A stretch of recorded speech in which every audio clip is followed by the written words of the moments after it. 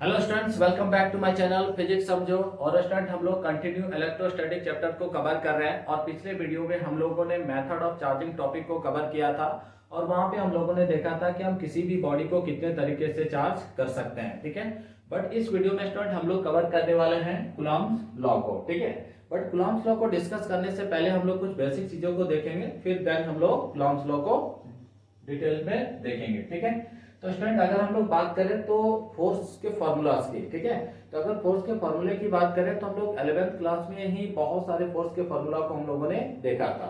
जैसे अगर force chapter में हम लोग बात करते हैं तो वहां पे हम लोग एक फॉर्मूला देखे थे F इक्वल टू ma। ठीक, बट जब हम लोग सर्कुलर मोशन वाला टॉपिक को कवर कर रहे थे तो वहां पे हम लोग एक फॉर्मूला पढ़े थे F equal to mv square upon r, यानी सेंट्रीपेटल फोर्स का फॉर्मूला। ठीक है, लेकिन जब ग्रेविटेशन चैप्टर गए तो वहां पे हम लोग एक और फॉर्मूला देखे F equal to G m1 m2 upon r square. Clear है? तो इसी का सिमिलर हम लोग आज एक और फॉर्मूला देखने वाले हैं, किसका? फोर्स का। और वो फॉर्मूला क्या है? F equal to k q1 q2 upon r square. ठीक है, और ये जो फॉर्मूला है इसी फॉर्मूला को हम लोग क्या बोलते हैं? Coulomb's law. Clear friend? ठीक है, तो बेसिकली अगर इस चैप्टर की बात करें तो इस चैप्टर में हम लोग हमेशा बोलते हैं कि there are two types of charges, है ना।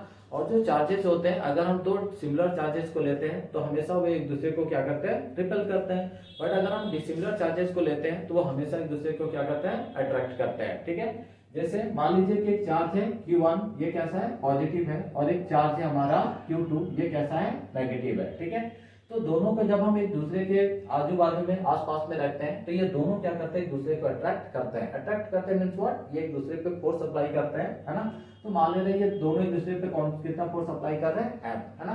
तो ये जो F है ये कितना होगा? यानी कहने का मतलब है कि हम फिजिक्स में करते क्या? मेजरमेंट का काम करते हैं, कैलकुलेशन का काम करते हैं, है ना। तो हम चाहते हैं कि ये दोनों चार्जेस एक दूसरे पे कितना फोर्स अप्लाई कर रहा है, तो इसी चीज को मेजर करने का काम सबसे पहले किन्होंने किया था? कूलॉम साहब ने, है ना। और कूलॉम साहब ने कहा कि दो चार्जेस हैं Q1 और Q2, वो एक दूसरे पे कितना फोर्स लगा रहे हैं? F फोर्स लगा रहे हैं। तो ये जो F फोर्स है वो किन किन फैक्टर्स पे डिपेंड करता है? तो उन्होंने कहा कि जो ये F फोर्स है वो डायरेक्टली प्रोपोर्शनल होता है इन दोनों चार्जेस के प्रोडक्ट का, यानी F directly proportional Q1 Q2। ठीक है, फिर उन्होंने बोला कि ये जो F है वो इनवर्सली प्रोपोर्शनल है उनके बीच के डिस्टेंस के स्क्वायर का, यानी F force is inversely proportional to the square of the distance between them. Clear friend? अब इसी को जब वो कंबाइन किए तो उन्होंने कंबाइन करके एक फार्मूला दिया F equal to k q1 q2 upon r square, and this formula is known as Coulomb's law. Clear friend? इन्होंने सबसे पहले जो स्टेटमेंट दिया उस स्टेटमेंट को हम लोग पहले लिखते हैं, उसके बाद हम पूरे इस फार्मूला को क्या करेंगे? अच्छे से ड्राइव करेंगे, और इसके अंदर जो भी बेसिक चीजें होंगी उन सारे बेसिक चीजों को हम लोग वन बाय वन डिस्कस करेंगे। ठीक है, तो चलिए स्टार्ट करते हैं। चलिए, तो सबसे पहले स्टेटमेंट इनका क्या है? The statement, the force of attraction और repulsion between two charges is directly proportional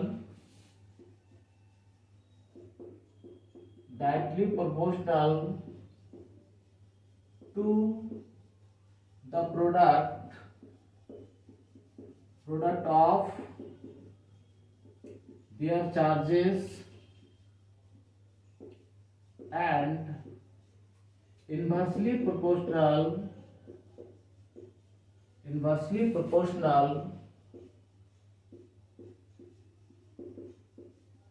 to the square of the distance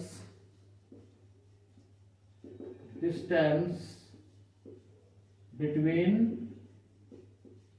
them। ठीक है, ये उनका क्या है? स्टेटमेंट है। Clear student? तो चलिए स्टार्ट करते हैं। मान ले रहे हैं कि दो चार्जेस हैं, एक चार्ज है Q1 और एक जो चार्ज है वो हमारा क्या है? Q2 है ना। और इनके बीच का जो डिस्टेंस है वो कितना है? R है। और इनके बीच कितना फोर्स लग रहा है? F लग रहा है। ठीक है, यानी लेट और ये जो फार्मूला ड्राइव किया गया किसके लिए, पॉइंट चार्जेस के लिए, मतलब छोटे छोटे बहुत ही छोटे चार्ज के लिए, ठीक है। तो let 2 point charges Q1 and Q2 are kept at a distance R, ठीक है। देन क्या हो जाएगा, तो F directly proportional Q1 Q2, इसको मान ले रहे इक्वेशन नंबर 1, और दूसरा F इनवर्सली प्रोपोर्शनल 1/r², इसको क्या मान लिए, इक्वेशन नंबर 2, ठीक है। जब ये दोनों को कंबाइन करेंगे तो क्या मिलेगा, F proportionality Q1 Q2 upon r², या फिर इसको हम लोग, चलिए ठीक है, F proportionality Q1 Q2 upon r²। अब देखिए यहाँ पे प्रोपोर्शनलिटी का साइन हटाएंगे, तो जब भी हम लोग प्रोपोर्शनलिटी का साइन हटाते हैं तो एक कांस्टेंट मिलता है, ठीक है। इसको लिखेंगे F के Q1 Q2 अपॉन r²। चलिए स्टूडेंट, ये हमारे पास एक फॉर्मूला आ गया, F इक्वल टू के Q1 Q2 अपॉन r²। तो यहां तक जो है वो कूलॉम साहब ने कैलकुलेट करके हमको दे दिया। इसके बाद कूलॉम साहब का कहानी क्या हो गया, खत्म, ठीक है। बट हम लोग यहाँ पे जो K है, वेयर K, इसको हम लोग बोलते हैं कूलॉम्स कांस्टेंट, या फिर चलिए कूलॉम्स कांस्टेंट, ठीक है। अब ये जो कूलॉम्स कांस्टेंट है, हम लोग क्या देखें कि ये जो K है वो K डिपेंड कर रहा है किस पे, मीडियम पे, ठीक है। ये K जो है वो K किस पे डिपेंड कर रहा है, मीडियम पे डिपेंड कर रहा है। यानी कहने का मतलब है कि जब हम, अच्छा देखिए, ये जो एक्सपेरिमेंट है वो कहाँ पे, फ्री स्पेस के लिए, यानी ये दोनों चार्जेस जो है वो कहाँ पे रखे गए, फ्री स्पेस में। बट अगर हम इन दोनों चार्जेस के बीच का जो मीडियम है, वो मीडियम अगर हम चेंज कर देते हैं तो K का वैल्यू क्या हो जाता है, चेंज, और अगर K का वैल्यू चेंज हो गया तो इन दोनों चार्जेस के बीच लगने वाला जो F है वो क्या हो गया, चेंज हो गया, ठीक है। तो हम लोगों ने कंटिन्यूअस के मीडियम को चेंज किया तो क्या देखा, K चेंज हो रहा है, और K के चेंज होने की वजह से क्या हो रहा है, F चेंज हो रहा है। इसका मतलब है कि ये जो मीडियम हम लोग देख रहे हैं, उस हर मीडियम के पास क्या होता है, एक प्रॉपर्टीज होता है ना। प्रॉपर्टी मींस कोई ना कोई कैरेक्टरिस्टिक होता है, और जिस कैरेक्टरिस्टिक की वजह से क्या होता है, K का वैल्यू चेंज हो जाता है, और जब K का वैल्यू चेंज होता है तो उन दोनों चार्जेस के बीच लगने वाला F भी क्या हो जाता है, यानी फोर्स भी चेंज हो जाता है, ठीक है। तो मीडियम का वो प्रॉपर्टी या कैरेक्टरिस्टिक है ना, जिसके वजह से K का वैल्यू चेंज हो जाता है, उस प्रॉपर्टी को क्या नाम दिया गया, परमिटिविटी, ठीक है। उस कैरेक्टरिस्टिक को, मीडियम का वो कैरेक्टरिस्टिक जिसके वजह से K का वैल्यू चेंज होता है, और K का वैल्यू चेंज होने से F का वैल्यू चेंज हो जाता है, उस कैरेक्टरिस्टिक को क्या नाम दिया गया, परमिटिविटी, ठीक है। अब देखिए इसमें दो वर्ड है, permission plus activity. Activity means कोई काम करना, और परमिशन मतलब परमिशन लेके काम करना, ठीक है। तो ये जो दोनों चार्जेस हैं, ये एक दूसरे को कितना फोर्स अप्लाई करेंगे, उसके लिए उसको परमिशन किससे लेना पड़ेगा, तो जिस मीडियम में ये दोनों चार्जेस प्लेस्ड हैं, है ना। अगर मान लीजिए यहाँ पे एयर है, तो एयर अगर इन दोनों को अलाउ कर देगा कि आप दोनों 50-50 न्यूटन फोर्स लगा सकते हैं, तो Q1 Q2 एक दूसरे पे कितना फोर्स अप्लाई करेंगे, 50-50। बट अगर हम मीडियम उठा के यहाँ पे वाटर डाल दिए, ठीक है, तो वाटर डाल दिया तो वाटर के हिसाब से ये दोनों फोर्स अप्लाई करेंगे। अब वाटर बोला कि नहीं, आप दोनों 20 न्यूटन फोर्स लगा सकते हैं, तो ये Q1 Q2 जो है दोनों एक दूसरे पे कितना फोर्स लगाएगा, 20 न्यूटन, ठीक है। तो इस तरह से अगर हम इसके बीच का मीडियम को चेंज करते हैं, तो मीडियम के चेंज करने से K का वैल्यू क्या हो जाता है, चेंज हो जाता है, ठीक है। तो मीडियम का वो कैरेक्टरिस्टिक जिसके वजह से K का वैल्यू चेंज होता है, उसको हम लोग क्या बोलते हैं, परमिटिविटी। और उसका हम लोग एक सिंबल बना लिए, और वो सिंबल क्या है, एप्सिलॉन, है ना। ई टाइप से इस तरह लिखते हैं, और उसको हम लोग क्या बोलते हैं, एप्सिलॉन, ठीक है। तो अब हम लोग क्या देखें, ये जो एप्सिलॉन और ये K है ना, इन दोनों के बीच क्या रिलेशन है, ठीक है। और ये जो रिलेशन है, उस रिलेशन को किन्होंने फाइंड किया था, हेनरी कैवेंडिश साहब ने। किन्होंने फाइंड किया था, हेनरी कैवेंडिश, है ना। और इसको फाइंड करने के लिए उन्होंने एक मेथड यूज किया था, उस मेथड को क्या बोला जाता है, टॉर्सन बैलेंस मेथड, ठीक है, टॉर्सन बैलेंस मेथड। तो हेनरी कैवेंडिश साहब ने जो है वो टॉर्सन बैलेंस मेथड का यूज किया, और उसको यूज करके उन्होंने K और एप्सिलॉन के बीच में एक रिलेशन दिया, है ना। और वो जो रिलेशन है, वो रिलेशन कितना है, तो वो रिलेशन हमारा आया K equal to 1/4 pi epsilon not. Clear है, तो 1/4 पाई एप्सिलॉन नॉट। अब देखिए यहाँ पे हम लोग नॉट क्यों लगा दिए, है ना, एप्सिलॉन के साथ एक 0, क्योंकि यहाँ पे जो हम लोग मीडियम कंसीडर कर रहे हैं वो कौन सा मीडियम ले रहे हैं, फ्री स्पेस, है ना। तो फ्री स्पेस का अपना परमिटिविटी होगा, वाटर होगा तो उसका अपना परमिटिविटी होगा, तो दोनों का सिंबल क्या होगा, अलग अलग होगा। तो फ्री स्पेस के लिए हम लोग क्या लगा दिए, नॉट। अगर मान लीजिए इन दोनों के बीच का मीडियम वाटर होता तो वाटर का परमिटिविटी को हम लोग क्या लिख देते हैं, एप्सिलॉन डब्ल्यू, है ना। इसी तरह का कोई मीडियम ग्लास होता तो क्या लिख देते हैं, एप्सिलॉन जी। इससे हमको क्लियर पता चल जा रहा है कि दोनों चार्जेस के बीच का मीडियम कौन सा है, ठीक है। तो यहाँ पे हम लोग फ्री स्पेस का बात कर रहे हैं, इसलिए यहाँ पे हम लोग एप्सिलॉन के साथ क्या लगा दिए, नॉट। नॉट मतलब कुछ भी, है ना।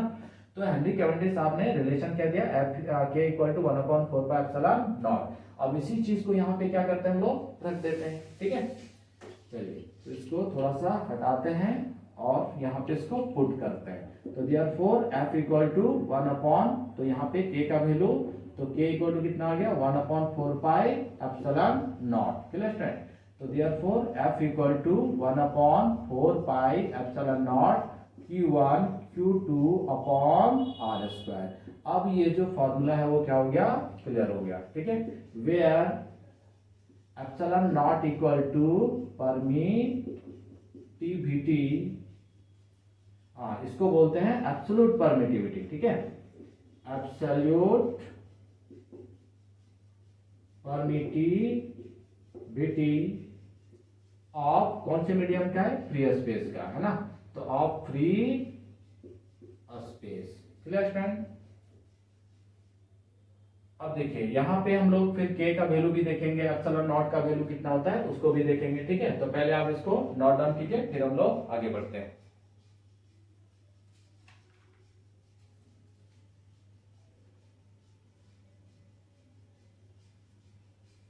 चलिए ठीक है स्टूडेंट, तो हम लोग आगे और बढ़ते हैं यहाँ पे। तो स्टूडेंट अब देखते हैं हम लोग ये जो एप्सिलॉन नॉट है इसका वैल्यू कितना होता है, ठीक है। तो एप्सिलॉन नॉट का वैल्यू हो जाता है 8.85 into 10 to the power inverse 12 coulomb square per newton metre square, clear है। अब देखिए ये पूरे वैल्यूज को अगर हम लोग यहाँ पे रख देंगे, है ना, यानी therefore k equal to 1/4 pi epsilon naught, ठीक है। तो 1/4 पाई की जगह कितना रखेंगे 3.14, है ना, और एप्सिलॉन नॉट का 8.85 into 10 to the power inverse 12। तो हमको k का वैल्यू कितना मिलेगा 9 इंटू 10 टू द पावर 9। अब यूनिट चेंज हो जाएगा, ठीक है। तो न्यूटन मीटर स्क्वायर पर कूलम स्क्वायर, क्लियर स्टूडेंट। ये k का वैल्यू आ गया। और ये k का वैल्यू कब आता है, जब हम लोग कौन सा मीडियम लेते हैं, फ्री स्पेस, ठीक है। और ये मैक्सिमम वैल्यू है, ये k का क्या है, मैक्सिमम वैल्यू है कौन से मीडियम में, फ्री स्पेस में। अगर हम मीडियम चेंज करेंगे तो k का वैल्यू हमारा क्या होगा, चेंज होगा, ठीक है। तो ये सारा हम लोग टर्म्स को यहाँ पे देख लिए, 1/4 pi epsilon naught q1 q2 upon r square, clear student. तो आप इसको पहले नोट डाउन कीजिए, ठीक है।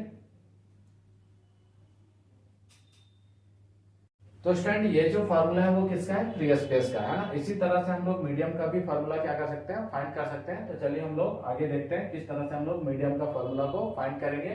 फिर हम लोग फ्री स्पेस और मीडियम के बीच रेशियो भी देखेंगे और बहुत सारे नए नए टर्म्स को भी हम लोग देखेंगे, ठीक है। होप आप लोगों को समझ में आ रहा होगा।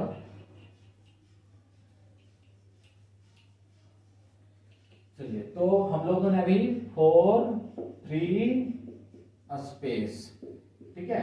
तो फॉर फ्री स्पेस के लिए फोर्स का फॉर्मूला मान ले रहे हैं एफ नॉट, है ना। नॉट मींस जहां कुछ भी नहीं है, है ना।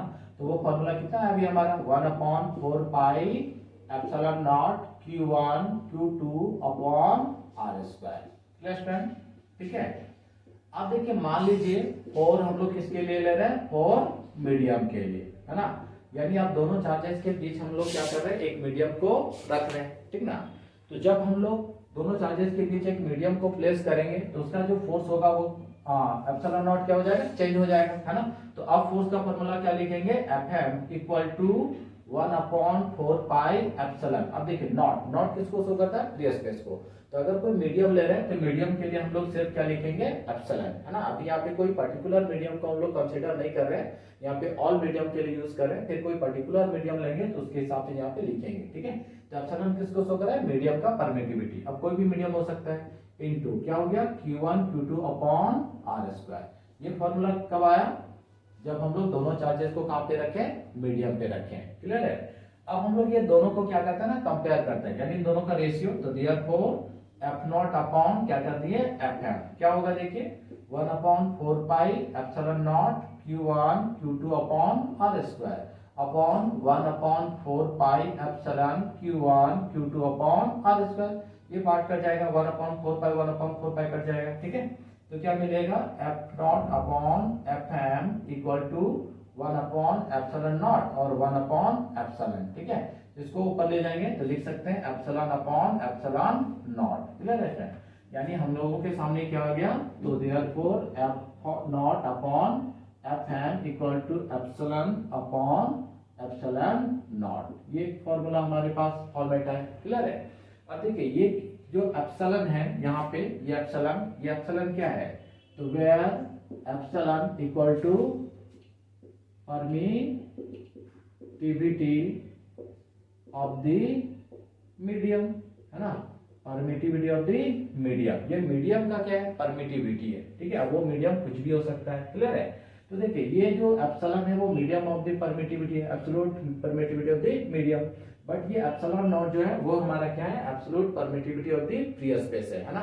तो इन दोनों को क्या कर रहे हैं, इन दोनों का रिलेशन को शो करने के लिए हम लोग एक और परमिटिविटी लेके आए, जिसको हम लोग क्या नाम दे दिए, एप्सिलॉन आर, ठीक है। क्या नाम दिया, एप्सिलॉन आर। ये जो एप्सिलॉन आर है, इस एप्सिलॉन आर को हम लोग क्या बोलते हैं, relative permittivity of the medium, ठीक है, relative permittivity of the medium. अब इसका नाम relative permittivity of the medium क्यों रखें, क्योंकि रिलेटिव देखिए वर्ड किससे बना है, रिलेशन से, है ना। मतलब ये एप्सिलॉन और एप्सिलॉन नॉट के बीच क्या कर रहा है, एक रिलेशन शो कर रहा है, इसलिए उसको हम लोगों ने एक अलग परमिटिविटी बनाया, है ना, और उसका नाम क्या रख दिया, relative permittivity of the medium. क्योंकि ये relative permittivity of the medium जो है एप्सिलॉन और एप्सिलॉन नॉट के बीच क्या कर रहा है, एक रिलेशन को शो कर रहा है, ठीक है। तो अभी इस पूरे पार्ट को अगेन क्या लिख सकते हैं, epsilon upon epsilon not equal to epsilon R. It means हम लोग क्या लिखेंगे, epsilon equal to epsilon naught into epsilon R हो जाएगा, क्लियर है। अब इसी चीज को देखिए यहाँ पे उठा के रख देते हैं, तो हमको अब जो फोर्स का फॉर्मूला मिलेगा वो एक स्टैंडर्ड फॉर्मूला होगा, है ना। यानी एफ एम इक्वल टू क्या हो जाएगा, 1/4 पाई। अब एप्सिलॉन के जगह क्या रखेंगे, epsilon naught into epsilon R, ठीक है।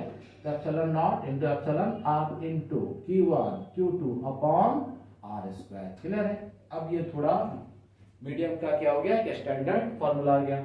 अब देखिए यहाँ पे अगर एप्सिलॉन आर का वैल्यू कितना रखते हैं 1, तो अगर एप्सिलॉन आर का वैल्यू 1 कर देंगे तो ये पूरा पार्ट 1 हो जाएगा। तो क्या मिलेगा 1/4 pi epsilon naught Q1 Q2 upon R square, मतलब पहले वाला फॉर्मूला मिल जाएगा, किसका, फ्री स्पेस का। इसका मतलब है कि relative permittivity of the medium जो होता है फ्री स्पेस का, वो कितना होता है, 1 होता है, ठीक है, क्लियर है। तो ये हमारा एक बेसिक फॉर्मूला है किसके लिए, मीडियम के लिए, क्लियर स्टूडेंट यहाँ तक। चलिए तो आप इसको पहले नोट डाउन कीजिए, फिर हम लोग आगे बढ़ते हैं। तो नेक्स्ट टॉपिक क्या स्टूडेंट हमारा, डायलेक्ट्रिक कांस्टेंट, है ना। तो डायलेक्ट्रिक कांस्टेंट का मतलब क्या होता है, तो देखिए मान लीजिए कि यहाँ पे एक चार्ज है Q1 और दूसरा चार्ज क्या था Q2, ठीक है। इसके बीच का ये मीडियम है और इस मीडियम के बीच हम लोग क्या करते हैं, कोई दूसरा मीडियम को लेके आते हैं। तो डायलेक्ट्रिक का मतलब होता है इंसुलेटर। तो जैसे ही हम इस मीडियम के बीच में हम दूसरा मटेरियल लेके आते हैं, तो हम लोग क्या देखते हैं कि इसके बीच जो लगने वाला जो फोर्स है वो फोर्स क्या हो जाता है, डिक्रीज हो जाता है ना। यानी मैक्सिमम फोर्स कब लगता है, जब इन दोनों के बीच का जो मीडियम है वो क्या होता है, फ्री स्पेस होता है ना। तो जब फ्री स्पेस होगा तो वो कितना फोर्स अप्लाई करेगा, तो मैक्सिमम फोर्स अप्लाई करेगा। बट जैसे ही यहाँ कोई मीडियम लेके आते हैं तो जो फोर्स है वो फोर्स एक्चुअल में क्या हो जाता है, डिक्रीज हो जाता है। जैसे जैसे मीडियम चेंज करते जाएंगे फोर्स हमारा क्या होगा, डिक्रीज होगा, ठीक है। तो ये कितना टाइम डिक्रीज हो जा रहा है, हाउ मेनी टाइम्स ये डिक्रीज हो रहा है। जैसे अगर कोई मीडियम लेके आए और फोर्स क्या हो गया, 5 टाइम डिक्रीज हो गया, तो ये जो 5 टाइम डिक्रीज हुआ उसी को हम लोग क्या बोलते हैं, डायलेक्ट्रिक कांस्टेंट, ठीक है। तो देखिए मान ले रहे हैं फ्री स्पेस में जो फोर्स था वो कितना था, F नॉट था, ठीक है। अब जब मीडियम हम डाल दिए तो F M हो गया, तो इन दोनों का जो रेशियो इसको हम लोग क्या मान लिए, K मान लिए, क्लियर है। ये कितना टाइम डिक्रीज कर गया, तो 1/K टाइम्स, है ना। जैसे इसको अगर हम लोग लिखना चाहते हैं तो जो F नॉट था वो क्या हो गया, K टाइम डिक्रीज कर गया, तब हमको क्या मिला, FM मिला, है ना, क्लियर है। तो F naught upon FM equal to क्या हो गया, K, और K is what, dielectric constant. अब देखिए यहाँ से एक रिलेशन हम लोग ले सकते हैं कि F naught upon FM equal to क्या लिख सकते हैं, एप्सिलॉन अपॉन एप्सिलॉन नॉट। और ये जो एप्सिलॉन अपॉन एप्सिलॉन नॉट है वो किसके बराबर है, एप्सिलॉन आर का। यानी डायरेक्ट हम F नॉट अपॉन FM की जगह क्या लिख सकते हैं, एप्सिलॉन आर, ठीक है। तो therefore K equal to epsilon R, है ना। तो यानी K क्या है यहाँ पे, डाइलेक्ट्रिक कांस्टेंट है, और एप्सिलॉन R क्या है, relative permittivity of the medium है ना। तो डाइलेक्ट्रिक कांस्टेंट को ही हम लोग क्या बोलते हैं, relative permittivity of the medium बोलते हैं, क्लियर है। तो जो डाइलेक्ट्रिक कांस्टेंट होता है वही हमारा क्या होता है, relative permittivity of the medium. और ये रिलेशन हो गया किसके बीच, तो डाइलेक्ट्रिक कांस्टेंट और relative permittivity of the medium के बीच में, क्लियर स्टूडेंट। तो अगर डाइलेक्ट्रिक कांस्टेंट का हम लोग डेफिनेशन लिखना चाहेंगे तो क्या लिख सकते हैं, तो it is the ratio of force between two charges in free space upon force between two charges in the medium, clear है। तो चलिए इसको नोट डाउन कर लेते हैं। अच्छा, अब यहीं पे थोड़ा सा देख लेते हैं, फिर हम लोग डेफिनेशन को देखेंगे, ठीक है। अगर हम लोग फॉर फ्री स्पेस की बात कर रहे हैं, किसकी बात कर रहे हैं, फॉर फ्री स्पेस, है ना, फॉर फ्री स्पेस। तो फ्री स्पेस में जो एप्सिलॉन आर का वैल्यू होता है वो कितना हो जाता है, 1 हो जाता है, क्लियर है। और फॉर अगर हम मीडियम की बात करते हैं, किसके लिए, फॉर मीडियम के लिए, तो ये एप्सिलॉन आर का वैल्यू क्या होगा, ग्रेटर देन हमेशा 1 होगा, ठीक। बट अगर स्टूडेंट हम लोग मेटल की बात करते हैं, है ना, कोई भी मेटल अगर हम लोग लेते हैं तो मेटल का क्या होगा, इन्फिनिटी हो जाएगा, ठीक है। मेटल के लिए फॉर मेटल, तो मेटल के लिए एप्सिलॉन आर का वैल्यू जो होता है वो क्या हो जाता है, इन्फिनिटी। बट अगर फॉर वाटर ले रहे हैं, है ना, तो वाटर ले रहे हैं तो एप्सिलॉन आर का वैल्यू कितना हो जाएगा, तो 80 या फिर 81। कुछ बुक्स में आपको 80 दिखेगा, कहीं पे 81 दिखेगा, है ना। अगर न्यूमेरिकल इसका होता है तो ऑलरेडी आपको दिया हुआ रहेगा कि एप्सिलॉन आर वाटर का कितना होगा, ठीक है। तो ये कुछ बेसिक चीज है। फॉर फ्री स्पेस के लिए 1, फॉर मीडियम के लिए ग्रेटर देन 1, मेटल के लिए इन्फिनिटी, और फॉर वाटर के लिए 80 या फिर 81, क्लियर स्टूडेंट। तो चलिए सबसे पहले यहाँ पे हम लोग देखते हैं डाइलेक्ट्रिक कांस्टेंट का डिफिनेशन, ठीक है। तो डाइलेक्ट्रिक कांस्टेंट क्या हो जाएगा, तो देखिए यहाँ पे डाइलेक्ट्रिक कांस्टेंट क्या है, K equal to F naught upon F N है ना। यानी एक रेशियो है किसका, फोर्स का, यानी it is the ratio of किसका, the ratio of force between two charges in a free space to the force between two charges in the medium, ठीक है, in the medium। therefore K equal to F naught upon F N या फिर epsilon upon epsilon R. तो आप किसी भी तरीके से क्या कर सकते हैं, डेफिनेशन दे सकते हैं ना, फोर्स के टर्म में भी और परमिटिविटी के टर्म में भी, क्लियर स्टूडेंट, ठीक है। अब देखिए इसमें क्या होगा, कुछ जो डाइलेक्ट्रिक एब्सोल्यूट परमिटिविटी, सॉरी, ये जो एप्सिलॉन नॉट था इसका डायमेंशन वगैरह भी आ सकता है, ठीक है। इसके डायमेंशंस को भी हम लोग देखते हैं। तो आप पहले इसको नोट डाउन कीजिए।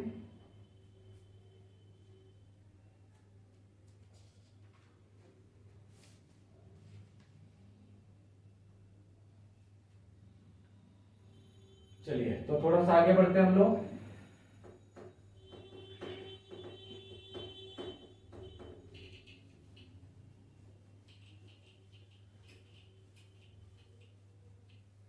देखिए यहाँ पे हमेशा स्टूडेंट एक क्वेश्चन पूछ देता है डायमेंशन किसका, एप्सिलॉन नॉट का, ठीक है। तो इसका डायमेंशन फाइंड कर लेते हैं। तो F इक्वल टू क्या पड़े, 1/4 pi epsilon naught Q1 Q2 upon R square. तो इसको क्या लिख सकते हैं, epsilon not equal to 1/4 pi F Q1 Q2 upon R square, clear है। तो देखिए 1/4 पाई, ये तो इसका डायमेंशन होता नहीं फोर्स का क्या हो जाएगा, ml 3/2, क्लियर है। और चार्ज है, तो चार्ज का 2 चार्ज है, तो यानी 80, और इधर भी क्या हो जाएगा 80, है ना। और डिस्टेंस यानी l स्क्वायर। अब इसी को सजा के लिख देना है। तो देखिए m ऊपर चला जाएगा तो m इनवर्स में l, यहाँ पे देखिए 2 और 1 यहाँ क्या हो गया 3, यानी -(-3). t कितना है, यहाँ पे देखिए इनवर्स 2 है और यहाँ पे ऑलरेडी 2 है, तो ये ऊपर जाएगा, तो t क्या हो जाएगा 4, और a 2 है यानी a square. This is what dimension of epsilon naught, ठीक है। अब इसका यूनिट तो आपको पता ही है, न्यूटन मीटर स्क्वायर पर कूलम स्क्वायर, ठीक है, क्लियर है यहाँ तक। चलिए तो हम लोगों ने यहाँ पे कुलॉम्स लॉ को देखा। अब इसका एक जो इम्पोर्टेंट टर्म्स है वो क्या है, इंपॉर्टेंस ऑफ कुलॉम्स लॉ, है ना।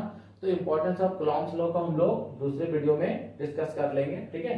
तो आज के वीडियो में हम लोग यहीं तक कवर करेंगे, और नेक्स्ट जो वीडियोस होगा वो फिर हम लोग धीरे धीरे हम लोग अलग अलग टॉपिक्स को लेके आएंगे, ठीक है।